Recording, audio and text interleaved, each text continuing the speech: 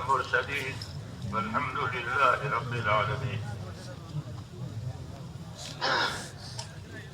بزرگوں اور میرے پیارے بھائیوں، اللہ کے دربار میں بندگی، احتیاج یعنی اپنے آپ کو حاجت مند بنانا اللہ کے سامنے، اپنے آپ کو محتاج بتانا اللہ کے سامنے، یہ باتیں اللہ کو بہت پسند ہیں. اور یہی باتیں نبیوں کی زندگی میں ہوتی ہیں.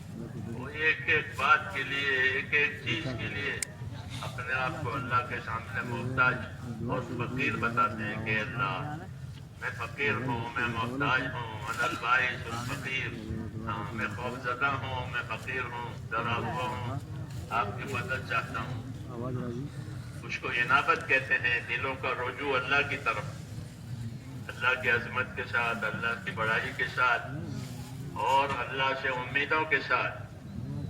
اللہ سے امیدوار رہنا چاہیے کیونکہ اللہ نے بہت بشارتیں دی ہیں، تو بشارتیں دے کر امید کیسے نہیں پوری کرے گا؟ اس نے کہا وابشروا واملوا ما یسرکم، بشارتیں سنو تاکہ امیدیں پیدا ہو، فضیلتیں سنو تاکہ وعدوں کا یقین پیدا ہو، اور اللہ سے امیدوار رہو. اور کوئی امید پوری کرنے والا نہیں ہے اور کوئی مرادوں کا پہنچ دینے والا نہیں ہے سوائے اللہ کے. تو عبادت میں، دعا میں توحید ہوتی ہے. ایک ہی ہے پروردگار، اسی کی عبادت کی جائے گی، اسی سے مانگا جائے گا، اور وہ مانگنے والوں سے خوش. اللہ تعالیٰ مانگنے والوں سے خوش، نہ مانگنے والوں سے ناراض. مانگنے والے بنو، کہ مانگا اللہ سے کہ ملا اللہ سے، مانگا اللہ سے کہ ملا اللہ سے. نہ کسی سے مانگا جائے گا نہ کوئی دے گا. اللہم لا مانع لما اعطیت ولا معطی لما منعت. اللہ آپ نہیں دیں گے تو کوئی نہیں دے سکتا، آپ روک دیں گے تو کوئی دے نہیں سکتا، آپ دیں گے تو کوئی روک نہیں سکتا. اس لیے اللہ تعالیٰ سے پر امید ہو کر اپنی حاجتوں کو مانگنا چاہیے. ہاں، اس نے دعا مانگنے کا حکم دیا ہے اور قبول کرنے کا وعدہ کیا ہے. دعا مانگنے کے لیے حکم دیا ہے، ادعونی، مجھ سے مانگا کرو، مجھے پکارا کرو، استجب لکم، میں قبول کروں گا، تمہاری پکار کا جواب بھی دوں گا. اللہ تعالیٰ اپنے بندوں کی طرف رافت اور رحمت سے متوجہ ہے. رافت اور رحمت اللہ کی صفت ہے. وبالمؤمنین رؤوف الرحیم، حضور صلی اللہ علیہ وسلم بھی اپنے امت پر رؤوف الرحیم ہے. اللہ تعالیٰ بھی اپنے بندوں کو رؤوف الرحیم، رافت بھی ہے، رحمت بھی ہے اللہ کی طرف. اس لیے کہا کہ اللہ تعالیٰ سے امیدوار رہو، اللہ کی بشارتیں سنو اور اللہ سے امیدوار رہو. اللہ تعالیٰ دعا مانگنے والوں سے راضی ہے، نہ مانگنے والوں سے ناخوش ہے. دعا نبیوں کے طریقے کی چیز ہے، دعا نبیوں کے طریقے کی چیز ہے. ان کے پاس دعا ہوتی ہے، دعوت ہوتی ہے، بس. ان کے پاس دنیا کا کوئی سامان نہیں ہوتا، کوئی فوج نہیں، لاؤ لشکر نہیں، کچھ نہیں. ان کے پاس اپنی دعوت، اپنی دعا، اپنی ذمہ داریاں، اپنی دعا، یہی دو چیزیں دے کر وہ آتے ہیں. اپنے پیچھے بھی وہ کچھ نہیں چھوڑتے، مال ترکہ وغیرہ لے کر کے بھی نہیں آتے، چھوڑ کے بھی نہیں جاتے. ان کے پاس دعوت ہوتی ہے، ان کے پاس دعا ہوتی ہے.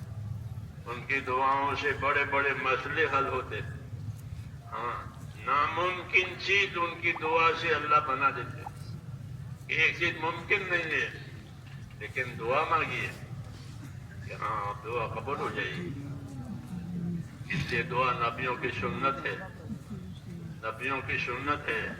اور نبی اپنی تمام حاجتیں دعاؤں کے ذریعے سے اللہ سے پوری کراتے، اور وہی طریقہ ہمارے لیے چھوڑا ہے کہ دعا مانگو اور دعا والے بنو. دعا والے بنیں گے عبادت سے، دعا والے بنیں گے عبادت سے، مزاج عبادت کا بنے. ہاں، مزاج عبادت کا بنے، کیونکہ عبادت کے لیے پیدا کیا ہے. تو جب عبادت کے لیے پیدا ہوئے ہیں تو مزاج بھی عبادت والا بنانا ہے کہ ہر کام میں اللہ کا بندہ بن کر زندگی گزارے، ذمہ داریوں کو بھی بندہ بن کر پوری کرے، ضرورتوں کو بھی بندہ بن کر اللہ سے مانگے. یہ سبق ہے ہمارا، اور اللہ کو یہ پسند ہے. اس لیے اللہ سے مانگا جاوے، انفرادی طور پر بھی مانگا جاوے، اجتماعی طور پر بھی مانگا جاوے. دعا آسمانوں پر جاتی ہے تو ان کا اکرام ہوتا ہے کہ بندوں کی عرضیاں آئی ہیں، بندوں کی درخواستیں آئی ہیں، تو دعاؤں کا اکرام ہوتا ہے کہ دعاؤں سے بڑھ کر کسی چیز کا اکرام نہیں ہوتا. تو جو دعائیں اوپر جاتی ہے اس کا اکرام ہوتا ہے. پھر دعا محفوظ بھی ہوتی ہے، مقبول بھی ہوتی ہے. محفوظ مقبول کا مطلب یہ ہے کسی دعا کا نتیجہ ابھی کے ابھی ظاہر کرنا ہے تو اس کی بات کو قبول کر کے اس کو اسی کے وقت نتیجہ دے دیتے ہیں، یہ لے لو. اور کسی دعا کو محفوظ رکھتے ہیں کہ اس کی مراد دوسرے وقت میں دینی ہے. تو دعا مقبول بھی ہوتی ہے، محفوظ بھی ہوتی ہے، مردود نہیں ہوتی. یہ یاد رکھو کہ دعا رد ہوتی ہی نہیں ہے. کتنا گنہگار آدمی دعا مانگے مگر وہ دعا عبادت ہے، وہ رد نہیں ہوگی. ہاں، یہ ہو سکتا ہے کہ کسی حکمت کی وجہ سے اللہ اس کی قبولیت ظاہر کرنے میں دیر کرے، اور کبھی حکمت کا تقاضا ہوتا ہے تو اسی وقت مانگی، اسی وقت دے دی. یہ ہوتا ہے. موسیٰ علیہ السلام نے اور ہارون علیہ السلام نے دعا مانگی کہ فرعون کا ظلم بہت ہو گیا ہے اور یہ آگے نکل گیا ہے، اس لیے اس کے حق میں بد دعا فرمائی، اور ہارون علیہ السلام نے آمین کہی. تو جواب آیا قد اجیبت دعوتکما، تمہاری دعائیں ہم نے قبول کر لی. ان کو دے دی بشارت کہ تمہاری دعائیں ہم نے قبول کر لی. لیکن دعا کا اثر 40 سال کے بعد ہوا. انہیں فرعون کے ہلاک ہونے کے لیے دعا مانگی تھی، وہ 40 سال کے بعد مرا. یہ ہے تو دعا قبول ہوتی ہے، کبھی اس کا اثر ظاہر کر دیتے ہیں فوراً، اور کبھی اس کا اثر دیر سے کرتے ہیں. تو یہ ہوتی ہے حکمت. ہاں، اس لیے اللہ کی حکمت بھی عمل کرتی ہے، اللہ کا فضل بھی عمل کرتا ہے. دونوں کام کرتے ہیں. اللہ کے فضل سے بھی کام ہوتا ہے اور بعض مرتبہ حکمت سے کام ہوتا ہے. تو حکمت بندہ جانتا نہیں ہے، اس لیے وہ پریشان ہوتا ہے. تو ان کو گھبراؤ مت، حکمت کی وجہ سے کبھی دیر ہوگی، پھر بعد میں اپنے فضل سے تمہاری مراد پوری کر دی جائے گی. خدا گر پر حکمت بندہ دارے، کشایت و فضل دارے دی گرے. جو کہا کہ خدا گر پر حکمت بندہ دارے، کشایت و فضل دارے دی گرے، کہ اللہ نے حکمت سے اگر کوئی دروازہ بند بھی کر دیا ہے تو گھبراؤ مت، یہ دروازہ حکمت سے بند ہوا ہے، اب فضل سے دوسرا دروازہ کھلنے والا ہے. کیونکہ اللہ کے خزانے دینے کے لیے ہیں، سمیٹنے کے لیے نہیں ہے. سمیٹنے کے لیے نہیں ہے. دنیا کے اداروں میں سمیٹا جاتا ہے، لاؤ لاؤ لاؤ. اللہ کے ہاں سمیٹنا نہیں ہے، بلکہ اللہ کے ہاں تو دینا ہی دینا ہے. جتنے خزانے ہیں سب بندوں کے لیے، جتنے خزانے ہیں سب مخلوق کے لیے. یہ خزانے میں نے اپنے مخلوق کے لیے ہی رکھے ہیں. من نہ کردم خلقتا سودے کنم بلکہ تابر بندگاں جودے کنم. جو کہا کہ من نہ کردم خلقتا سودے کنم بلکہ تابر بندگاں جودے کنم. میں نے مخلوق اس لیے نہیں بنائی ہے کہ میں ان سے فائدہ اٹھاؤں. ہاں، دنیا کے راجا، دنیا کے بادشاہ اپنی پبلک کی وجہ سے بڑے ہوتے ہیں.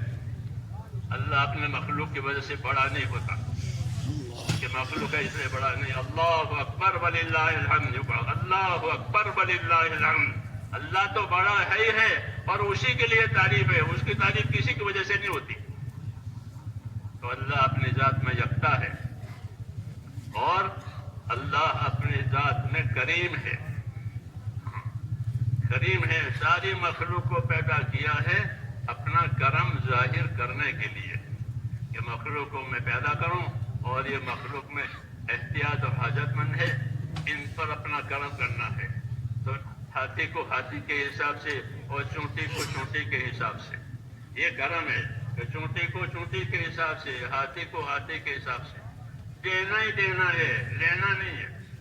دینا ہی دینا ہے، لینا ہی لینا ہے. اس لیے کہا کہ کوئی بھی اللہ سے نا امیدوار نہ بنے.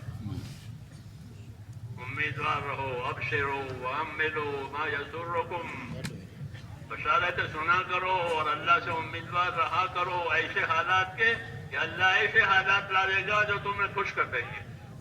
یہ کہا کہ ابشرو واملو ما یسرکم، امیدوار رہو، اللہ ایسے حالات لاویں گے کہ جو تمہیں خوش کر دیں گے. صحابہ کرام بہت پریشان تھے تو انہوں نے شکایت کی تھی، پیٹ بھر کر روٹی بھی نہیں ملتی، رات دن خوف میں گزرتا ہے، رات میں بھی خوف، دن میں بھی خوف، تو بہت تنگی ہے، آپ دعا کیوں نہیں مانگتے؟